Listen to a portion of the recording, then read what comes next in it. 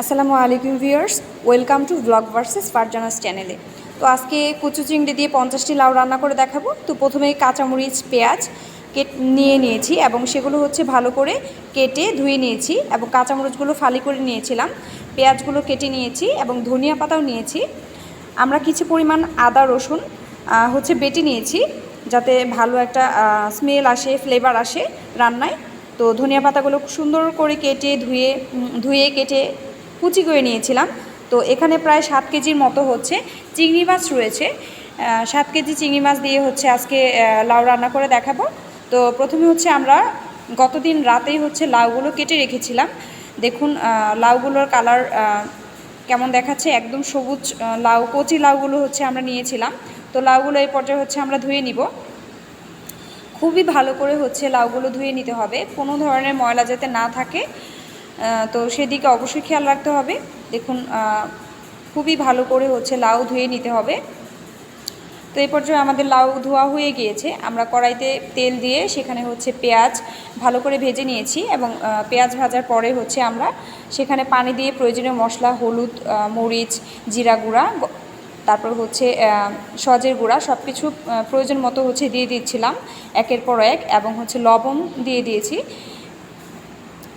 তো আস্তে আস্তে মশলাটা ফুটে আসবে এবং মশলাটা ফুটে আসার পরে হচ্ছে আমরা ভালো করে কষিয়ে লাউগুলো দিয়ে দিব। আমরা এখনই চিংড়ি মাছটা দিব না, চিংড়ি মাছটা আগে দিলে হয় কি চিংড়ি মাছটা গলে যায়, যেহেতু 50টা লাউ একসাথে রান্না করা হবে। তো চিংড়ি মাছটা হচ্ছে আমরা লাউ হাফ হয়ে গেলে, সিদ্ধ হয়ে গেলে তখন হচ্ছে চিংড়ি মাছটা দিয়ে দিব।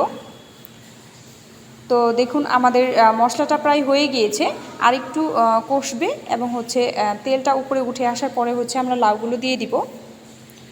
আমরা হচ্ছে বারবার নেড়ে চেড়ে দিচ্ছিলাম যাতে হচ্ছে মশলাটা লেগে না যায়। তো আস্তে আস্তে হচ্ছে মশলাটা খুবই সুন্দরভাবে নেড়ে চেড়ে দিতে হবে।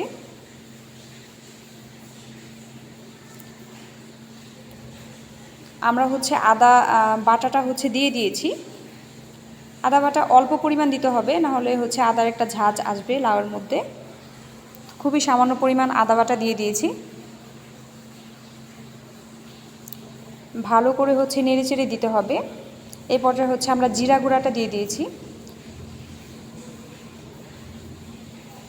তো জিরা গুঁড়া দেওয়ার পরে হচ্ছে খুবই সুন্দর একটা স্মেল বের হয়েছে। দেখুন কত সুন্দর লাগছে, খুবই সুন্দর করে হচ্ছে কষিয়ে নিতে হবে। আমরা হচ্ছে বারবার নেড়ে কষিয়ে নিচ্ছিলাম। এই পর্যায়ে হচ্ছে জালটা মাঝারি আঁচে রাখতে হবে। তো আমাদের মশলাটা একদম কষে এসেছে, দেখুন তেলটা উপরে এসেছে। তো আমরা হচ্ছে লাউগুলো দিয়ে দিয়েছি। লাউগুলো দেওয়ার পর খুব ভালো করে মিক্স করে নিতে হবে। খুবই সুন্দর করে হচ্ছে লাউগুলো আমরা মিক্স করে নিচ্ছিলাম। দেখুন কতগুলো লাউ হয়েছে। আমরা হচ্ছে আস্তে আস্তে নেড়ে চেড়ে লাউগুলো হচ্ছে মিক্স করে দিব। তো আমাদের লাউগুলো মিক্স করা হয়ে গিয়েছে। আমরা আরেকটু লবণ দিয়ে দিয়েছি। তো এই পর্যায়ে হচ্ছে আমাদের মোটামুটি লাউটা হয়ে গিয়েছিল, সিদ্ধ হয়ে গিয়েছিল। তো আমরা চিংড়ি মাছগুলো ভালো করে ধুয়ে নিচ্ছিলাম। আরও কিছু চিংড়ি আমরা হচ্ছে ইতিমধ্যে দিয়ে দিয়েছি। এই চিংড়িগুলো হচ্ছে আমরা ভালো করে ঝরিয়ে দিয়ে দিব। তো আমাদের চিংড়ি দেওয়ার হয়ে গিয়েছে। দেখুন আমরা খুব ভালো করে লাউটা হচ্ছে সিদ্ধ করে নিয়েছি। তো এই পর্যায়ে হচ্ছে ধনিয়া পাতা এবং হচ্ছে কাঁচামরিচ কুচি হচ্ছে আমরা দিয়ে দিয়েছি। তো আমাদের রান্না প্রায় শেষ হয়ে গিয়েছে। দেখুন কত সুন্দর হয়েছে, খেতে খুবই মজা হয়েছিল। তো আজকে এটুকুই, আল্লাহ হাফেজ।